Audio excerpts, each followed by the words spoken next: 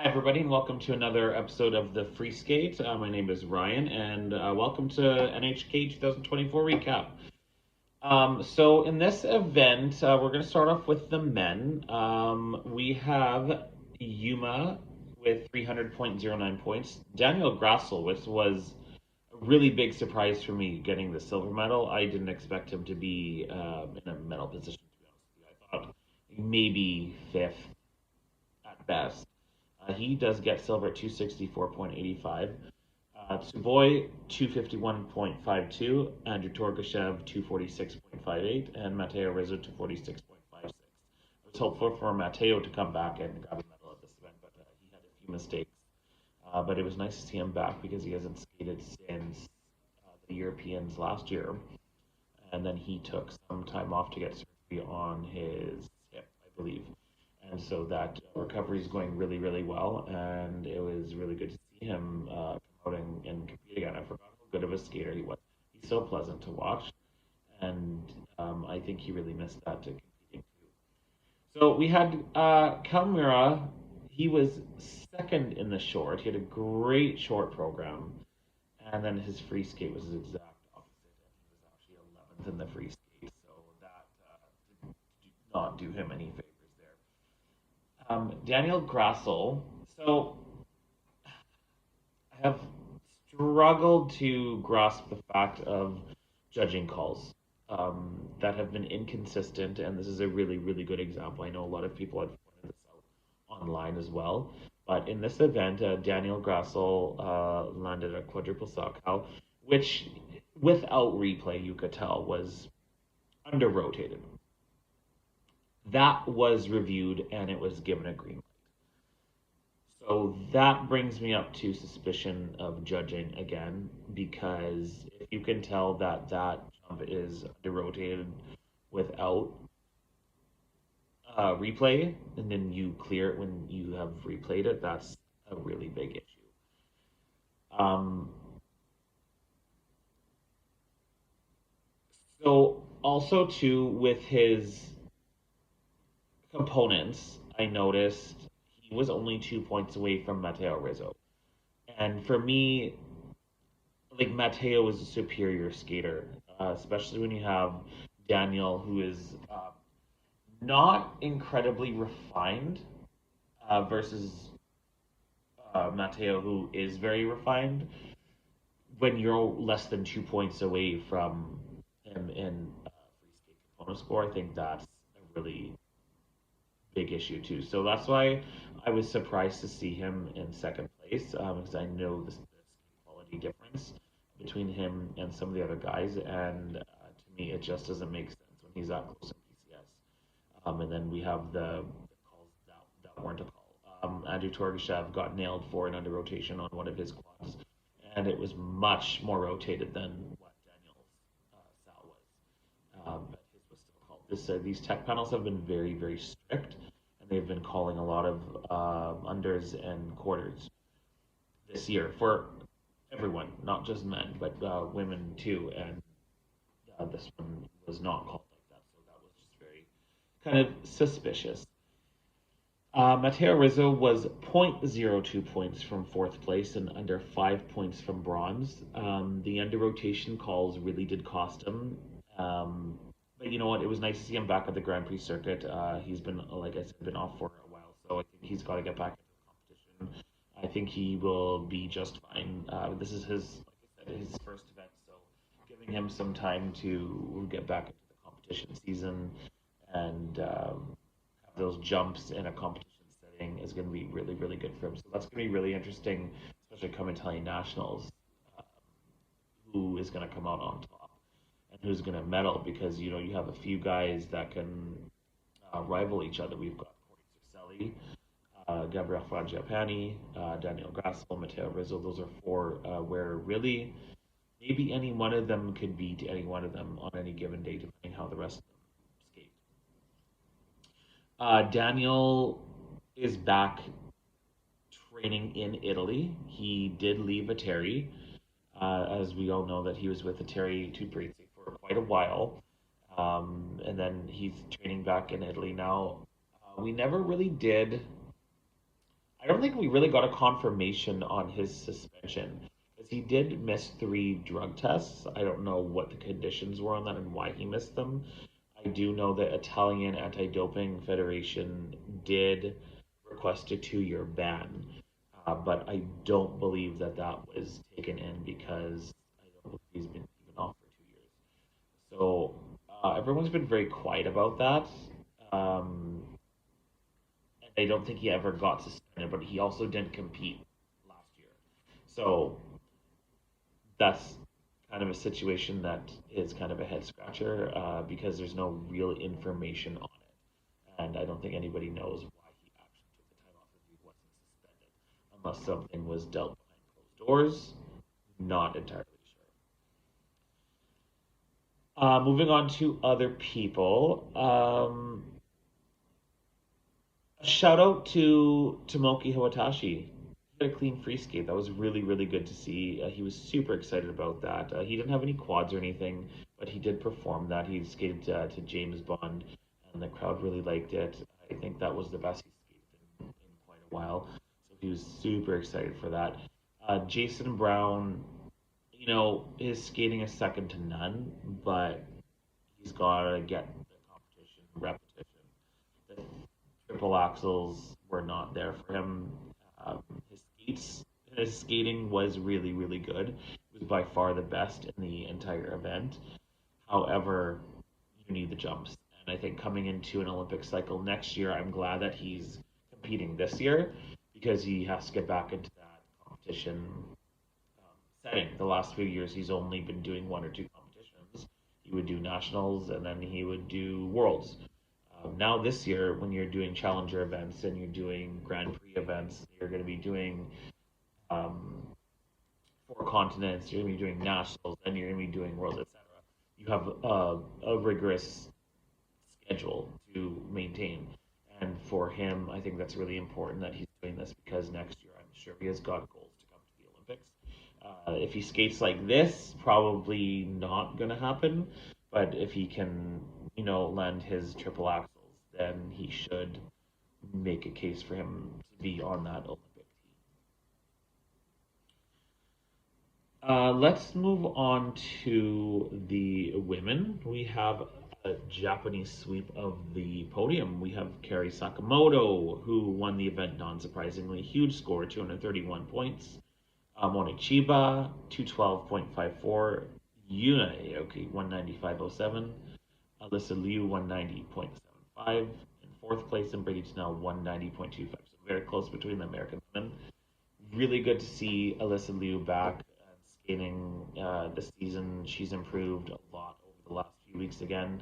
Brady Snell as well. I would love to see more River Dance with Brady's River Dance or Lord of the Dance, whatever she's skating with. There's just too many times throughout the program where it's not Irish enough, and I would love to see her give some Irish steps. It's pretty much reiterating what I said last time in the event she was in. I need more Irish if she's going to skate to that. She needs to give it. Kari Sakamoto, her free skate grew on me so much. The last time she competed, I was very unsure of whether I liked the free skate, whether it suited her because it just looked like she was out of place and she wasn't buying into it. But I thought that we'd give her more time with it because it's a new program and it's very complex and it's a new style for her. So this time around, what a difference a few weeks makes. Unbelievable. She had 152.95 in the free skate, which is a massive score. I'm not entirely sure anyone can beat that on the Grand Prix circuit this year. Amber Glenn would be the only one to do it, and she's definitely going to need two clean skates, and she's going to need like her triple axles have to be clean for sure. And she can't make mistakes on any of the jumps because her component scores are not as high as Kari Sakamoto's component scores. But she can beat her in technical with the triple axles because there's so much more base value in them. Also notable, 140.85 points in the free skate for Moni Chiba. That's a massive score. Good for her. And in bronze, Yunaoki, it was finally great to see her have uh, a really good event. She's such a nice skater. She's so graceful, and I can't wait to see more for her. So good for her. With the judges and the ladies, a lot of the ladies are still having rotation issues. There was a lot of downgrades or under rotations. Aoki and her free skate, her sequence, double axel, Euler, triple flip was a downgraded, or it was an under rotated double axel, and it was a downgraded triple flip. Also, she had the triple less triple toe. Both jumps were under rotated in that jump combination. Monet Chiba, she did get two quarter calls and one under rotation. Kari Sakamoto, her last jump was the triple flip, and that was also under rotation too. Some of them, the notable ones, everyone in the event pretty much did get under rotation. So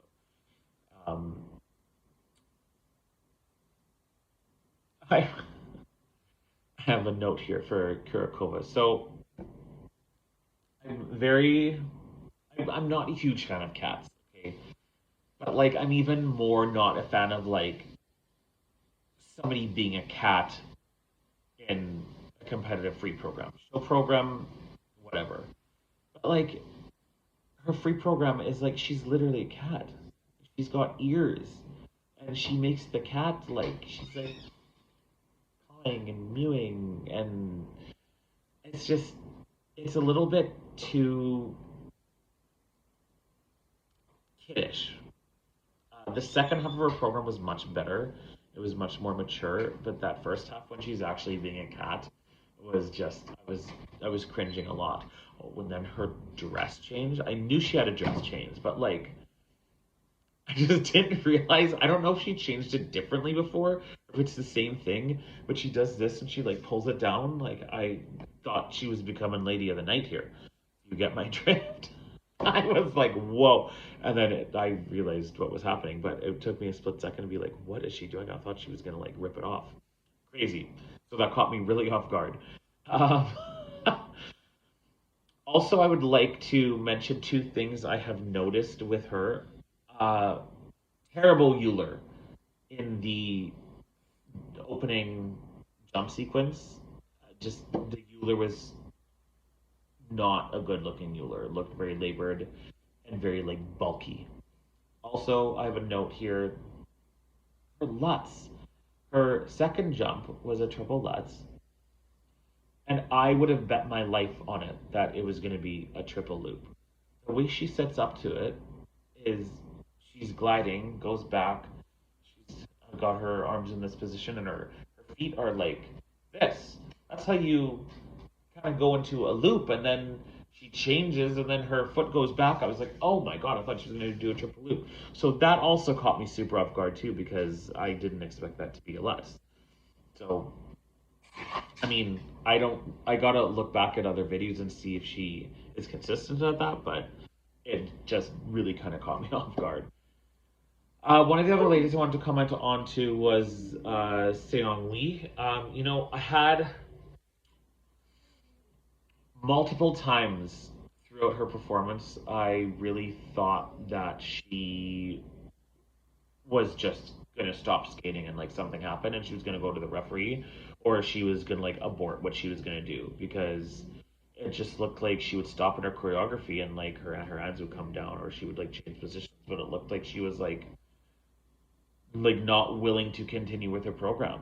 So I don't know what was going on there. I need her to be a lot more committed to the choreography. She does really strong jumps when they're on, a really nice height, but like it feels like she was only paying attention to those technical elements. I felt very cold, unwilling to skate, no emotion, kind of robotic in that free skate. So I don't know if she wasn't feeling well or if she had a lot of pressure on her, but I think she's gonna have to step it up and she needs to perform. I feel that her next step in this program would be to go back and like learn some performing techniques in the program. Let's go to pairs. Huge upset. Mira and Kiara were beat by the Georgian team of Metalkina and Baruleva. Um, Skating quality, obviously, the Japanese are far and away the best. Um, However, they had a lot of mistakes, and Tolkina and Barulova did not have a lot of mistakes. There was a massive mistake from Mira and Kiara. They only got a V on one of their spins, which means it's missing components to be scored fully. And it was marked a level one with a negative GOE. So I think they scored at base value, they had just over 2 points, it was, and with a negative GOE, they scored just over 1.5 points for that. And in comparison, the Georgians scored just under 6 points for theirs. So right there, you have a huge mistake. And then also too, uh, there were mistakes on the jumping passes, singling a double axel, and a mistake on the throw. And that's just not any technical errors that the Georgians had. And the Georgians actually have quite good technical elements. They might not have the components yet, but when you make that many technical mistakes, they will take advantage of that. And that's what you saw here. Cam and O'Shea, bronze medal on the podium again in the Grand Prix circuit this year. Really good for them. They're coming in really nice skating. They had issues on their throws this time. Their side by side jumps were great, but Ellie did fall on both of her throws. I mean, I don't think they would have, got more than a bronze anyways, so I don't think it really affected their score is in that. However, that's something they're going to want to clean up, especially coming up to the end of the season for the Grand Prix season and going into nationals and stuff. They're going to really want to make a good showing next year as an Olympic cycle, and they're going to be wanting to be in that conversation. I mean, they obviously are in that conversation. However, you want to be on top of your game. Final event, ice dance. We have Madison Chalk and Evan Bates with an easy win, 215 points. Christina Carrera and Anthony Ponomarenko do get a silver medal, beating the Lithuanians by a few points, 198.97 to 195.52. Caroline Green and Michael Parsons, fourth place, 188.76, and France's Lucia Demoguet, I can't even pronounce her name, and Theo Lemercier finished fifth. Shout out to the Finnish team. Um, they're, they were sixth, but man, their rhythm dance is just their YMCA part at the end. Man, does he give it? He ate that up. I was obsessed with it. Like, give them tens across the board for presentation. I don't care. I would have given them a 10. That was so good. The crowd loved it, and the choreography in that was just so much fun. I had a blast watching it. For me, their rhythm dance was actually the most entertaining for me. So yeah, take that for what it's worth. We have 129.63 for Chalk and Bates in the free dance. So really strong score. Um, Carrera Ponomarenko did get the silver, like I said. Interesting choice of music because, as we know, Tessa Virtue, has skated to Carmen, and I mean, while it's not like you can't compare the two. Virtue and Motor's Olympic free dance to me is the best ice dance I've ever seen in my entire life, and it still stands that now. It was absolutely phenomenal. So choosing this music was kind of ballsy. They made it work for them. To me, it's not on that level, but good for them for trying such a strong-willed program. Chalk and Bates is so very Americana. I feel like if you were to explain 1950s Americana to a foreigner or like to anyone in a dance, it'd be like, I got you. I'm gonna show you them. And Evan is just such a good skater. Evan just complements Madison so good, and he is very strong on his feet. To me, I personally think Evan is a stronger skater than Madison, but Madison sells the program. He holds the program together, and she sells the program, in my opinion. So I really did like their free dance. I wasn't sure earlier in the year. I wasn't sure if it fit them, and I was hemming and hawing. And was it too like stereotypical American? But because I'm so used to them doing like off-brand programs of like super different creative and like different types of like characters and or animals or whatever. So this I thought was really good for them, and I think it's a good representation of them as people, if that makes sense. Um, so the Lithuanians, I was looking at their scores, and they had a lot better levels than they had previously done in other events, which was good to see. But they're not all level fours, and that's the difference maker right now. Is the technical score between, let's say, them and Carrera and Ponomarenko. Um, One of the weird things in the judging that I did notice was the choreo step was a level. They got GOEs of 3 and 4 across the board. One judge gave them a 0. What? How do you give somebody a 0 on a choreographic step at this level?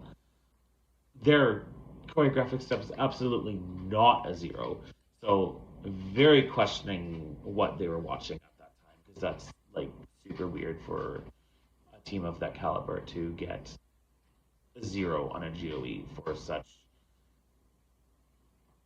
like it's an easier technical element to perform a character step than most other elements in the program. So super weird. But the level drops do add up, and it created the difference. The components were very close, and they were separated by less than a single point actually. So the for, for the Lithuanians to jockey position, they are going to have to make sure that they are getting level fours across the board. They have not done that this year yet. This was the closest one that they've done. Earlier in the year, they were getting level ones and twos on certain things. Their step sequence, their twizzles. This time, a lot of things were level threes. I believe they were. I don't think they got a level four on anything, or maybe one of them did, but it wasn't both of them. And then I think there was a level two in there as well. So, anyways, that was NHK. Let me know what you guys think of it. Let me know if I missed anything. The next event we have is the Grand Prix of Finland, Finlandia Trophy, coming up this week. And we will recap that after. So until then, thank you for listening and subscribe, like, share, please. And we will see you next time.